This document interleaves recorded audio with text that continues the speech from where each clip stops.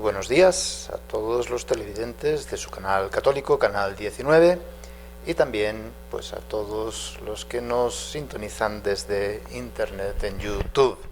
Seguimos considerando el libro del Éxodo. Estamos intentando acercarnos hacia un estudio bíblico, pero no tendría sentido un estudio bíblico en sentido científico si no implicara nuestra vida. Y eso es lo que buscamos y lo que pretendemos.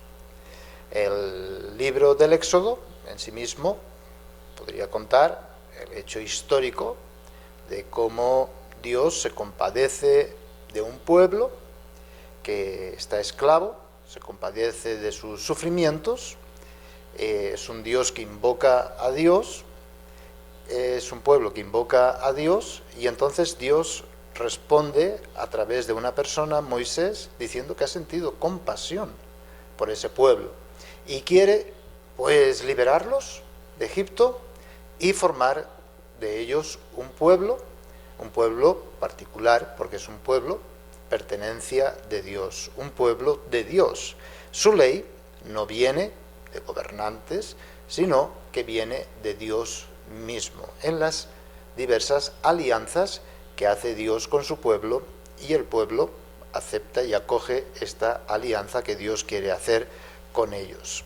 Una vez liberado ese pueblo de Egipto, llega a un monte, al Sinaí, y es ahí donde se les da la alianza. Y entonces emprenden el camino, un camino de 40 años, donde van caminando según la ley de este Dios, que pues tergiversan, manipulan y la violan constantemente, pero Dios constantemente ofrece su misericordia, con muchos símbolos, una nube que los cubre, que los acompaña, también una columna de fuego antes de salir de Egipto que les guía. Igualmente pues el pueblo tiene hambre y cae una especie de pan del cielo que les sirve de comida para cada día, no sirve para el día de mañana. Igualmente, pues al tener sed, pues Moisés, con su vara, golpea una piedra, una roca, y de esa roca sale agua. Hemos ido descubriendo en el programa anterior, 1 Corintios capítulo 10, cómo todo esto lo tenemos que interpretar como figura, como ejemplo, como modelo para nosotros, es decir, los cristianos. Toda la Biblia es leída con este vocabulario, con este lenguaje, y solamente así lo podemos ir comprendiendo. ¿Por qué nos llamamos pueblo de Dios, el nuevo pueblo de Dios? ¿Por qué tenemos el bautismo, el agua que sale de la roca? ¿Por qué tenemos la Eucaristía, el pan nuestro de cada día, que ya no es el maná, sino que es el mismo cuerpo y la misma sangre de Cristo? ¿Cómo caminamos y todavía pues no estamos salvados ya aquí y ahora, sino que caminamos hacia esa salvación? Y hemos de tener mucho cuidado, y nos sirve de ejemplo el antiguo pueblo que caminó, pero constantemente pues violaba la ley de Dios, la ley de Moisés. Ahora también nosotros tenemos la ley de Cristo, que es esta y superada, mucho más exigente, el amor entre nosotros, y no podemos pues salvarnos por nosotros mismos, sino caminando con este pueblo. Es el pueblo que camina. Ahora, el paso, la Pascua, ya no es una liberación material, social, política, económica, sino que es una liberación del pecado, de la esclavitud del pecado, y así poder vivir para Dios, alcanzando la vida eterna, la resurrección.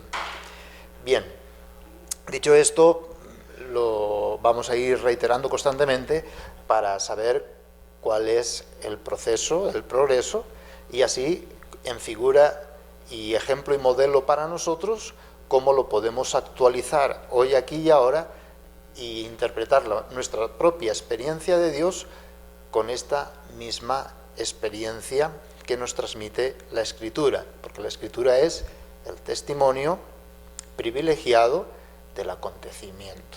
Bien, esto es bien importante. El hecho histórico, también el hecho teológico, Dios habla y actúa, y también, muy importante, más de lo que uno puede pensar, el hecho litúrgico, es decir, la actualización, la celebración, el hacer presente este acontecimiento de una forma constante mediante las fiestas. Todas las fiestas que existían se reúnen en una sola, la celebración de la Pascua. Vamos a hablar de una serie de conceptos para poder entender. El Éxodo es un libro que forma parte del Pentateuco, de lo que se llamaba Torah, ley, Penta, 5, y Teuco, rollos o libros. Entonces es el segundo libro de estos 5 libros. Y se llama así porque los primeros 15 capítulos narran la salida. Ex odo. Odo en griego es camino y ex hacia afuera. ¿Sí? Caminar hacia afuera, la salida. Nosotros somos cristianos en éxodo, somos iglesia en éxodo, es decir, caminamos hacia afuera, no somos sedentarios, somos ciudadanos de otra tierra, del cielo, y caminamos hacia fuera de esta, porque somos ciudadanos del cielo y aquí en la tierra estamos de paso, y caminamos como pueblo de Dios. ¿Ven? Vamos a irnos familiarizando con este lenguaje y este vocabulario, porque así no nos equivocaremos. Bien, no podemos inventar otro tipo de lenguaje y vocabulario si no es el de nuestra madre, que es la Biblia, es el lenguaje materno, ¿verdad? Ese no lo podemos olvidar. El nombre hebreo de este libro, fijémonos que no es Éxodo, porque Éxodo es griego, ¿bien? Esto lo tomaron, pues, estos más o menos 70 sabios de la traducción del hebreo al griego, y por eso pusieron como nombre Éxodo, tomado del libro de la Biblia o de la versión griega de los 70. Y así es como se ha llamado y se llama hasta el día de hoy, ¿verdad? Incluso hasta los que no quieren aceptar los 70, pues le llaman Éxodo, ahí se les ve el plumero. Bien, por lo tanto, Éxodo, salida. ¿El nombre en hebreo cuál era? En hebreo había una costumbre, y era la siguiente: cualquier rollo lo titulaban con la primera palabra, sea cual fuere. Y así, pues también la tradición de la Iglesia, cuando hay una exhortación apostólica, documentos magisteriales, es las primeras palabras, la primera y la segunda palabra, la que usan para titular la exhortación o el documento. Lumen Gentium, Gaudium et Spes, Evangelii Gaudium, pues todo es las primeras palabras. Bien, entonces las primeras palabras del libro, que después se llamaría Éxodo, ¿cuáles son? Pues las primeras palabras es Semot, que significa nombres, porque estas son sus palabras iniciales. Dice así: y estos son los nombres de los hijos de Israel. Bien, entonces se titula en hebreo Semot, es decir, nombres, pero nosotros lo llamamos Éxodo. También es interesante reconocer cómo la antigua tradición judía, así como la cristiana, tenía como autor de todo el Pentateuco, de los 5 rollos, a Moisés. Y hasta hace poco. Es imposible que un hombre viva tantísimos cientos de años, ¿verdad?, y escriba. Y entonces la crítica actual, desde la ciencia, pues supone como hipótesis que este se ha ido formando paulatinamente de unas fuentes, ¿verdad? Está la fuente yavista, la fuente sacerdotal, es decir, distintas fuentes, distintos autores, bien, que iban escribiendo desde distintas y diversas, pues, miradas. Hemos de comprender que las primeras palabras son la confesión de fe, lo primero escrito, bien, y esto primero escrito es: Yahvé nos sacó de Egipto. Esta era la declaración de la fe. En el tratado talmúdico sobre la Pascua, ¿qué es eso? Hemos dicho que antes de la escritura está el acontecimiento, la revelación. Después hemos ido diciendo cómo hay una tradición oral, se transmite de boca en boca este acontecimiento. Se celebra este acontecimiento, bien, y después se va poniendo por escrito poco a poco, bien. Pues ¿qué es la tradición talmúdica? Es la tradición oral. Es decir, lo que hay después del acontecimiento es la transmisión oral de este acontecimiento. Y esto es lo que se llama Talmud, bien. La palabra Talmid en hebreo significa discípulo, y Talmud significa lo que se le ha enseñado a ese discípulo y ha ido transmitiéndolo de boca en boca. Pues el tratado talmúdico es un libro que el judaísmo actual, sobre todo el ortodoxo, todavía conserva, que contiene la recopilación de toda la tradición oral del judaísmo. Ahí tiene su religión y leyes, que se llamaba Mishnah, y los comentarios a la ley y a la religión, que se la llamaba Gemará. Esto, religión, leyes y comentarios, se le denomina Talmud. Muchas veces Pablo usa de ello, usa de la Mishnah, usa del Gemará, usa de este libro. Ahora, este libro no lo podemos considerar como un libro de la Biblia, ¿verdad? Es la tradición oral.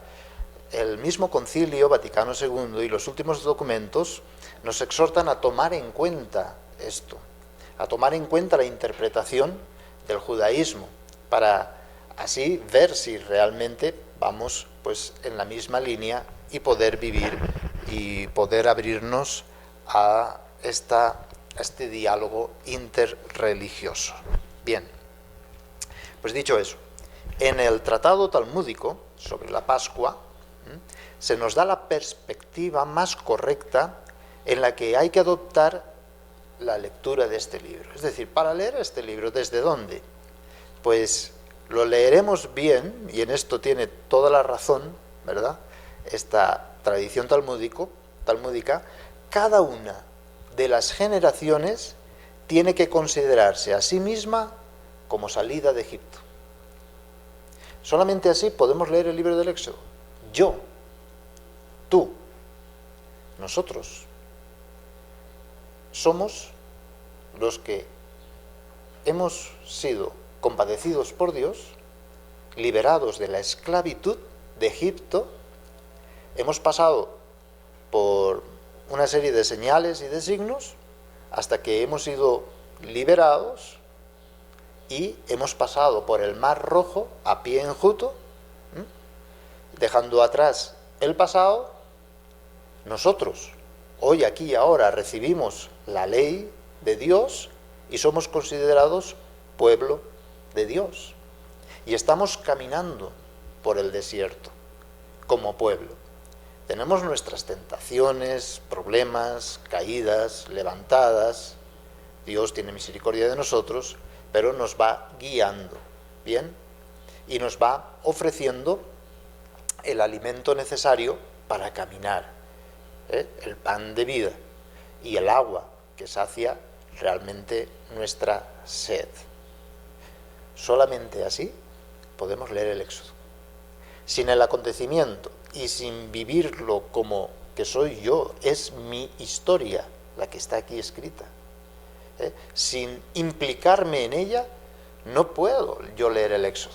O sea, leer el Éxodo como una historia, como un cuento, como una novela, te vas a perder y no vas a comprender. es mi experiencia de fe. Ahí está la clave. Porque es una experiencia de un encuentro con Dios. Dios que sale a mi encuentro, me libera y me forma con otros como pueblo y voy caminando con ese pueblo. Fijémonos, esto es bien importante comprenderlo. Nuestra fe se funda en esta historia. Es una realidad histórica, no es algo abstracto. Es que tuve un sueño, es que tuve una visión, tuve una fantasía, es que yo sentí dentro de mi corazón una cosita y siento dentro de mí. Eso no es fe cristiana, ¿verdad? Eso no es fe bíblica, ¿eh? Nuestra fe se funda en una historia de un encuentro personal con Dios, ¿sí?, que hoy, aquí y ahora lo puedo celebrar. No es un recuerdo de un pasado, ya pasó. No. Yo me meto en el pasado. Hago presente el pasado en este presente. Y además, con nuestra fe cristiana, hacemos presente también el futuro, la resurrección y la vida del mundo futuro, ya aquí y ahora. Esto es hermoso si lo entendemos, pero solamente así podemos comprender el Éxodo. Por eso, cada una de las generaciones tiene que considerarse a sí misma como salida del Éxodo. Es el acontecimiento decisivo, la liberación de la esclavitud. La raíz siempre viva de donde nace un árbol lleno de ramas, y esto es la historia de la salvación. La raíz es esta, la liberación de Egipto, y de ahí van ramificando cada vez más ramas, ¿verdad? Y todo esto va a ser la historia de la salvación.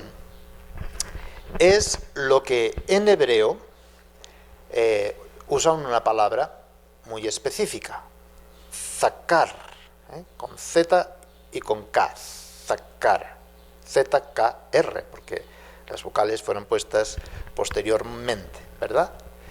Que se traduce en griego como anamnesis, y en latín se traduce como memorial. Y esto es muy importante, porque no solo es memoria, recuerdo de un hecho de la historia social o política de Israel, sino que es sobre todo un acontecimiento. Eso es lo que significa zakar, un acontecimiento que se renueva siempre que es confesado, celebrado o vivido o orado. Un acontecimiento que se hace presente. Siempre que tú te sientes esclavo, nómada, peregrino desterrado, y entonces Dios hace brillar cada día que confiesas esta fe un horizonte nuevo, el don de la libertad. Esto es la clave. No nos acerquemos a leer el libro del Éxodo como si de una crónica que no implica para nada mi vida se tratara, porque no lo vamos a comprender. No hemos de buscar acontecimientos ni procesos más o menos lógicos, la extensión cronológica, a ver primero qué pasó, después qué pasó y por qué pasó esto, o secuencia de hechos, porque nos vamos a liar. Y de hecho está liado, porque está diciendo la décima plaga y de repente habla de una fiesta y de qué es lo que los papás tienen que dar a los hijos. Para alguien que quiera ver una lógica cronológica o de acontecimientos o de secuencia de hechos, va a decir, esto es un lío, ¿verdad? Esto no, el que lo escribió no sabía escribir y ponía una cosa, a otro se le ocurría otra, lo ponía ahí, no. La importancia de este libro se encuentra en la profunda densidad profética. ¿Qué significa esto? El zakar, la anamnesis, el memorial, es memoria. Llama sobre todo a la fe, pues es un mensaje siempre vivo de la acción de Dios en toda la trama de la historia. Entonces, cuando leo el Éxodo, me llama a la fe. Sé que yo me integro en un pueblo, el salido de Egipto, y me siento miembro de ese pueblo. Es la dinámica de Jesús, su encarnación. ¿Qué hace? La palabra se hizo carne y habitó entre nosotros. Habitó entre nosotros. Se hizo pueblo. Fue también al desierto, donde fue tentado. Se hizo uno de nosotros. Se hizo uno con nosotros. No cayó en la tentación. Y nos guió como verdadero hombre lo que Dios quería desde un principio para todo el pueblo de Dios. Pero Él lo vivió delante de nosotros, acompañándonos y guiándonos en este camino y haciéndonos descubrir que el destino no es una tierra paradisíaca prometida, sino que es la resurrección, la vida del mundo futuro. Y se trata de morir a la esclavitud, pero la esclavitud del pecado sobre todo, y así empezar a vivir una vida nueva. Podemos leer en el Éxodo capítulo 12, versículos 14 y el 17. Dice así, y es lo que comenta el Tratado Talmúdico: este será un día memorable para ustedes, y lo celebrarán como fiesta en honor de Yahvé, de generación en generación. Decretarán que sea fiesta para siempre, decreto perpetuo. Fiesta para siempre, y esto es palabra de Dios, decreto perpetuo. Algo que no va a tener fin, se acabó ya no hay que celebrarlo nunca más, ya está. No, para siempre, perpetuo. Por eso solamente así podemos comprender la novedad de la Pascua cristiana, la última cena de Jesús, su celebración de la Pascua, y recoger el sentido y llenarlo de más sentido todavía, del sentido completo. ¿Por qué? Porque Jesús cumple, es decir, celebra, pero supera este sentido. Nos abre siempre horizontes nuevos. Por eso tenemos que estar abiertos a esta realidad. No es un recuerdo nostálgico. ¡Ay, mira qué les pasó! No. Sino que es una representación, es decir, el acontecimiento hoy, aquí y ahora se hace presente. El mismo. Y es un acontecimiento que me implica mi vida ahí. Ahí está mi vida, ¿verdad? Ahí está mi confianza, ahí está el sentido de todo lo que hago, de todos los momentos, situaciones y circunstancias de mi vida. Ahí está. Y solamente lo puedo leer desde acá. Es decir, estoy caminando con el pueblo. Nadie puede tener fe por su cuenta. Y nadie puede caminar a su manera individualmente. Somos un pueblo. Y solamente pues formando parte de este pueblo. Y tenemos que ser guiados y acompañados. ¿Bien? Es decir, es algo que me implica. Y entonces yo necesito recurrir a ello para saber dónde estoy, cómo estoy, es decir, hacer memoria. Hacer memoria y actualizar mi fe. Esto es bien importante, porque la fe no viene de lo alto, pumba, me cae y ya tengo fe, no, sino que es pertenecer a un pueblo, caminar con un pueblo. Por lo tanto, no es un retorno al pasado, y hacer una imagen, memoria del pasado, no, sino que es un presencializar el pasado en vistas al futuro. ¿Por qué? Porque es una acción de Dios, es el tiempo de Dios, el kairos, y el kairos no tiene pasado, presente y futuro, sino que es un permanente. es eternidad. Y hacemos presente a Dios, hacemos presente la eternidad en la historia cada vez que celebramos esto. ¿Comprendemos esto? Comprendemos el sentido del zacar, anamnesis y memorial. Nosotros, pues pensamos así. Ayer pasó, se acabó. Hoy es el presente. Mañana será el futuro. Pues Dios no actúa como nosotros, en pasado, en presente y en futuro, sino que su acción es lo que en griego se llama kairos, que significa eternidad, siempre presente, ¿verdad? Por decir de alguna manera, porque tampoco es presente, es un tiempo distinto al nuestro. Es un tiempo en que el pasado, el presente y el futuro se funden en un instante. Para yo poder tener un encuentro personal con Dios, Él se me tiene que manifestar. Y se me manifiesta desde su tiempo. ¿Bien? Y entonces, claro, mi comprensión siempre es de pasado, presente y futuro. Pero la liturgia, el zacar, es el milagro. Dios hoy, aquí y ahora me libera. Dios hoy, aquí y ahora me perdona los pecados y me justifica.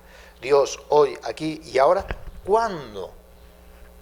Cada vez que celebramos, cada vez que comen de este pan y beben de este cáliz, anuncian la muerte de Cristo. Es decir, la fiesta es importante. Por eso es lo que vamos a considerar. Y el Éxodo constantemente está hablando de fiestas, de cómo celebrar la fiesta. ¿Y por qué tanta fiesta? Aquí se metieron los sacerdotes y empezaron a poner fiestas. No, porque es fundamental, es esencial.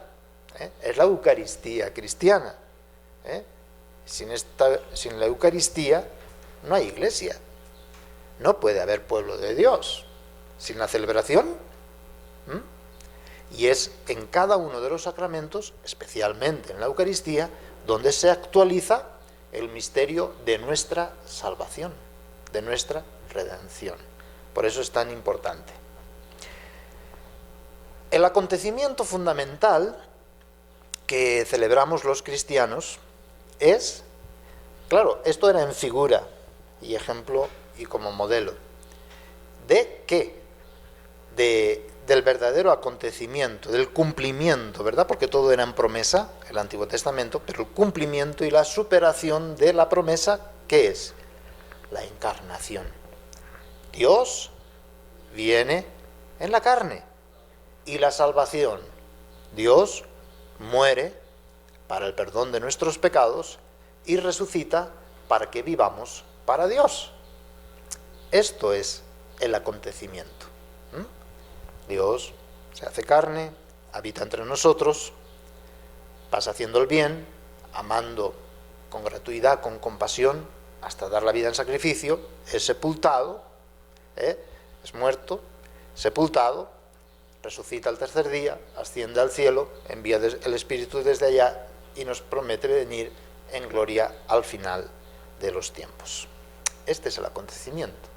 Pero este acontecimiento tampoco lo podemos celebrar como algo pasado. Es que ya Jesús murió, dicen protestantes ignorantes, ¿verdad? Es que ya pasó. No. Es zacar, es anamnesis, es memorial. Es decir, cada vez que comemos de este pan y bebemos de este vino, anunciamos la muerte del Señor hasta que vuelva. Si no entendemos esto, no entendemos nada. El protestante no quiere entender esto, pero este término ZKR, anamnesis, memorial, es fundamental. Porque ¿cómo van a entender? ¿Cómo tú vas a anunciar la muerte de Jesús si ya murió? Bueno, pues discute con Pablo, que es quien lo dice. Cada vez que hacemos esto, que celebramos esta fiesta, la misa, la Eucaristía, la fracción del pan, la comunión, anunciamos la muerte de Cristo hasta que vuelva.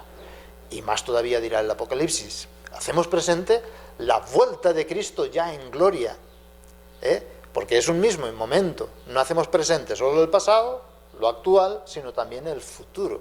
Ya es una realidad. Bien, esto es muy hermoso. Apertura al pasado, que es la pasión de Cristo. Apertura al presente, La justificación, el perdón de mis pecados, hoy, aquí y ahora, y la apertura al futuro, es decir, hacia la escatología, en camino hacia lo definitivo, que será después de nuestra muerte. Eso es lo que significa eschaton, el final, lo definitivo, las realidades de después, que no las podemos considerar con nuestras estructuras de pasado, presente y futuro, o nuestras estructuras espaciales, porque si no empezaremos a caer en idolatría. No, en el cielo hay, en el cielo también un día haremos esto y al día siguiente haremos lo otro. No, es otra cosa, es el kairos, es el tiempo de Dios, es la eternidad, ¿bien? ¿Y cómo es? Pues no lo sabemos, caminamos hacia ello en promesa, ¿verdad? Y el Señor nos va a sorprender. En definitiva, la única realidad es Cristo. Y nuestro deseo tiene que ser estar con Cristo. Si buscamos algo distinto a Cristo, como testigos de Jehová que buscan paraísos, o protestantes que buscan palacios y moradas de oro y de plata, estamos perdidos. No, lo que queremos es morir para estar definitivamente con Cristo. Y solo con Cristo, nada más. Nada más. No hay nada más en el cielo. Cristo, Padre y Espíritu Santo. Bien. Por eso podemos repasar el sentido bíblico. Zakar. Recuerden este concepto hebreo. Anamnesis es su traducción en griego. Y memoria en latín, y también en español conservamos el término en latín, memorial. Hagan esto en memoria mía, traducen las Biblias latinas. Por orden de Jesús, y además es una norma, es un imperativo, hagan esto en memoria mía. Ahí está. Narrando y repitiendo palabras y gestos suyos de la última cena, nosotros hacemos presente sus mismas palabras y sus mismos gestos. Hacemos memoria, pero no es una memoria psicológica ni mental, sino que es real. Este es el sentido de ser sacerdote católico. Por mi boca, mis palabras, son palabras de Cristo. No repito las palabras que dijo Jesús en la última cena y yo las pronuncio. No. Es Jesús quien habla a través de mí. Es Jesús que realiza el mismo gesto. ¿Pero eso es una repetición? No. Ese es el misterio de nuestra fe. No es una repetición, no es un recuerdo. Es lo mismo. Lo mismo hecho hoy, aquí y ahora. Por eso, hemos de leer el Éxodo de la misma manera. Solamente así, pues, será el testimonio privilegiado. Y es hermoso y es maravilloso, pues, la lectura del Éxodo desde este sentido. Representamos, es decir, hacemos presente. Reactualizamos, es decir, hacemos actual. Cada vez que celebramos esto, ahí está el misterio de la redención. Ahí está Dios que sale al encuentro nuestro. Ahí está Dios compadeciéndose de nosotros. Ahí está Dios formándonos como pueblo. Ahí está Dios liberándonos. Ahí está Dios acompañando, guiándonos y alimentándonos con el nuevo pan verdadero y auténtico. Bien. La Eucaristía es lo que nosotros llamamos la Pascua cristiana, memorial de la Pascua de Cristo, actualización y ofrenda sacramental de su único sacrificio, que en la liturgia de la Iglesia es su cuerpo. Repito, anamnesis no es solo el recuerdo de los acontecimientos del pasado, sino la proclamación de las maravillas de Dios que realiza y sigue realizando en favor de los hombres, hoy, aquí y ahora. Ahí está en Éxodo capítulo 13, versículo 1. habló Yahvé a Moisés diciendo: conságrame todo primogénito. Es decir, se hace presente. El versículo 3. Dijo pues Moisés al pueblo: acuérdense de este día en que salieron de Egipto, de la casa de servidumbre, pues Yahvé les ha sacado de aquí con mano fuerte, y no coman pan fermentado. Este día. Jesús también usa esta expresión diciendo: hoy. Esta escritura que acaban de oír se ha cumplido en sus oídos. Hoy ha llegado la salvación a esta casa. Ese hoy es anámnesis, es decir, se hace presente. Dios visita a su pueblo. En verdad Dios ha visitado a su pueblo. En Jesús se hace presente toda la realidad, palabra y gestos. Y lo podemos hacer hoy, cada vez que celebramos la Pascua. En la celebración litúrgica se hace presente este acontecimiento, tomado de San Pablo. También el Concilio Vaticano II, el Lumen Gentium 3, dice: cuantas veces se renueva en el altar el sacrificio de la cruz en el que Cristo, nuestra Pascua, fue inmolado, se realiza la obra de nuestra redención. Cuantas veces se renueva, se realiza la obra de nuestra redención. La Eucaristía, por lo tanto, no solo nos remite al pasado, a un acontecimiento que se ha cumplido en la historia anterior, recordando pasión, muerte y resurrección y ascensión, sino que también se abre a la perspectiva futura, hasta que vuelvas. La resurrección de Cristo inaugura ya en el mundo el futuro, y su humanidad glorificada ha comenzado ya, con la transfiguración de cielo y tierra, nuevos cielos y nueva tierra. Por eso, desde la primera generación cristiana, participar en la Eucaristía quería decir recibir la semilla de inmortalidad, un antídoto contra la muerte, una prenda de la resurrección y transfiguración final.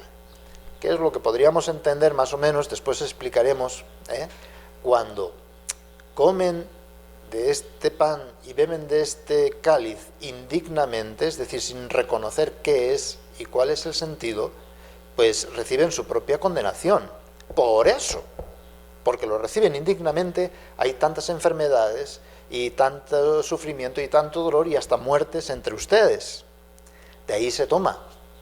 Es que el pan es semilla de inmortalidad. Y si tú lo tomas de forma digna, sabiendo lo que recibes, te cura, te sana física, moral y espiritualmente. Porque es una salvación integral. Por lo tanto, conviene, pero comerlo con dignidad. Y, como dice el mismo Pablo, cuidado, miren lo que hizo el pueblo de Israel, que pecó y tentó a Dios y renegó. El que se cree de pie, cuidado que no caiga. Por eso hemos de tener en cuenta todas estas cosas. Muy bien, entonces ahorita veremos, ¿y por qué tomamos los conceptos de cordero, de pan ácimo, es decir, sin levadura? ¿Por qué el derramamiento de sangre? ¿Por qué el Señor se manifiesta en la historia, pero tomando realidades históricas? Hoy podríamos decir, el pan, fruto de la tierra y del trabajo del hombre, ese es el que tomamos para celebrar. El vino, fruto de la vid y del trabajo del hombre, ese es el que tomamos para celebrar. Es decir, se toman realidades temporales. Por eso se toman fiestas ya existentes en el Éxodo, ahora lo vamos a ver en un momentito, para poder decir al pueblo, celebrarlo así. Bien, pero fijémonos que estas fiestas no vienen del pueblo de Israel, vienen de una cultura distinta a este pueblo, de la cultura fenicio-cananea, de los fenicios y de los habitantes de Canaán. ¿Cuáles eran estas fiestas? Primera, la fiesta de los ácimos, que se llamó Masot, cuando todos los varones tenían que comparecer ante el Señor en su santuario. Así se celebraba. Otra fiesta, la fiesta de la siega, Kasir, que después se llamó fiesta de las semanas, o Sebuot. También se le llamó Pentecostés, fiesta de la siega. Y tercera, la fiesta de las cosechas, o Asif, que después se llamó la fiesta de las chozas, o de las tiendas, Sukkot. Más tarde se adoptaron estas fiestas para referirse al Éxodo. También el nombre sábado es un nombre que se le daba al descanso del séptimo día entre los semitas de Canaán, de Ugarit. Pues todo esto viene de otras culturas. Incluso el nombre de El, para referirse a Dios. Con ese nombre se veneraba a Dios en el panteón cananeo fenicio.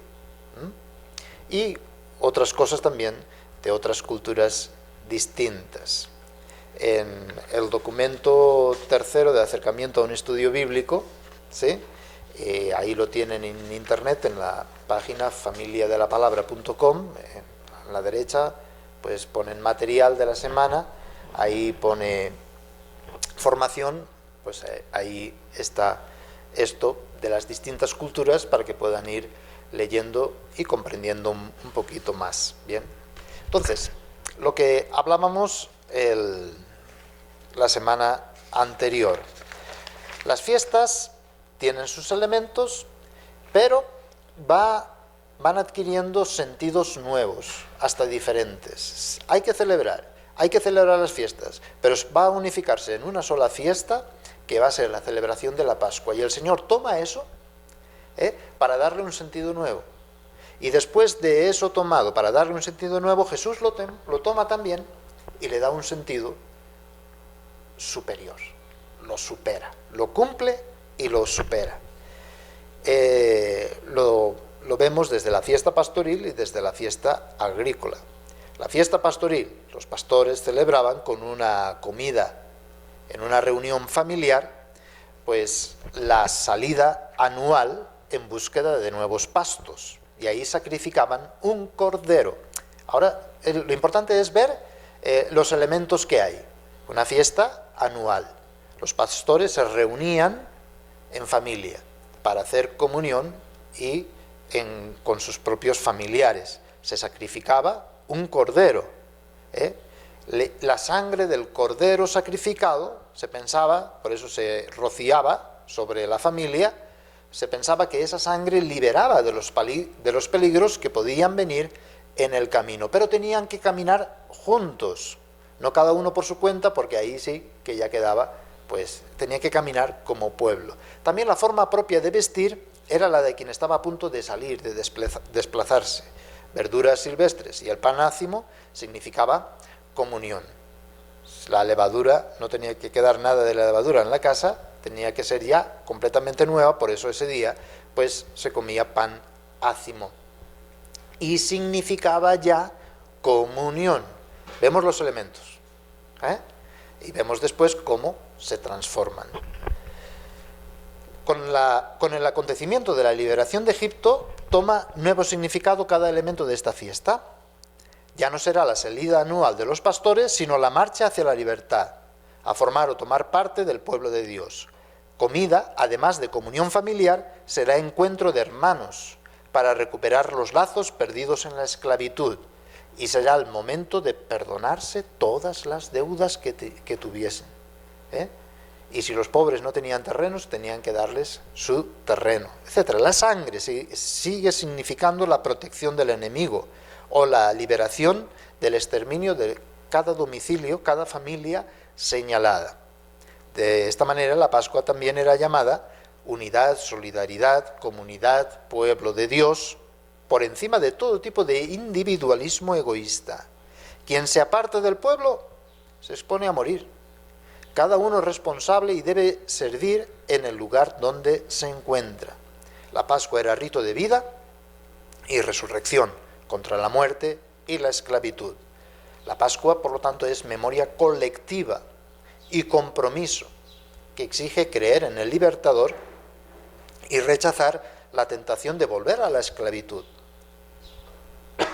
En la fiesta agrícola era el inicio de la siega de la cebada, una fiesta que duraba 7 días, el primero y el séptimo dedicados a descansar, y en ella se ofrecían las primicias y de algún modo se renovaban, un modo de rejuvenecerse, iniciar algo nuevo. Había que destruir simbólicamente todo lo viejo, la levadura no podía quedar nada, que representaba entonces el pasado. Esta fiesta, unida a la pastoril, se unen para celebrar la Pascua judía, y además lo vemos como un decreto perpetuo, ¿verdad? Es lo que leíamos. Este será un día memorable para ustedes, y lo celebrarán como fiesta en honor de Yahvé de generación en generación. ¿Cómo? Fiesta. Es decir, el Señor ordena celebrar la fiesta. Decretarán que sea fiesta para siempre. En el versículo 17, decreto perpetuo. Y Jesús dirá, una fiesta, una alianza nueva y eterna. Hagan esto en memoria mía. Y en el Padre Nuestro Jesús nos enseña, danos hoy el pan nuestro de cada día. Muchísimas gracias por su atención. Ahí tienen las formaciones para que las vayan estudiando, pero sobre todo el día de hoy lo que he querido decir es, al leer esta experiencia de fe, se trata de implicarnos, de dejar que Dios actúe, hable y actúe en nuestra vida. Y desde esta experiencia de pueblo liberado, que nunca va a ser una experiencia individual, sola y exclusiva, sino de estar en un pueblo, de formar parte de un pueblo, porque Dios nos quiere en comunidad, Dios nos quiere en unidad. Muchísimas gracias entonces por su atención, y vamos a ir comprendiendo cada vez más la Biblia y aprender a leerla, y entonces cada vez que leemos, yo estoy ahí, porque Dios quiere que sea a través de la Escritura que podamos tener un encuentro personal con Él, sintiéndonos parte de este pueblo. Y, como dice San Pablo, leyendo esto porque es ejemplo y modelo para que no volvamos a repetir las mismas equivocaciones o errores que cometió el pueblo de Israel. Y así nos podemos ayudar mutuamente. Y sobre todo, algo que se ha remarcado constantemente, en familia. Son los papás los que tienen que explicar el sentido y el significado de esta fiesta a sus hijos. ¿Qué fiesta? La misa, la Eucaristía. Poco a poco la comprenderemos. Ahí tienen entonces en la página familiadelapalabra.com, también si tienen preguntas, cuestiones, comentarios o dudas, en el teléfono o en el correo electrónico que aparece en la misma página.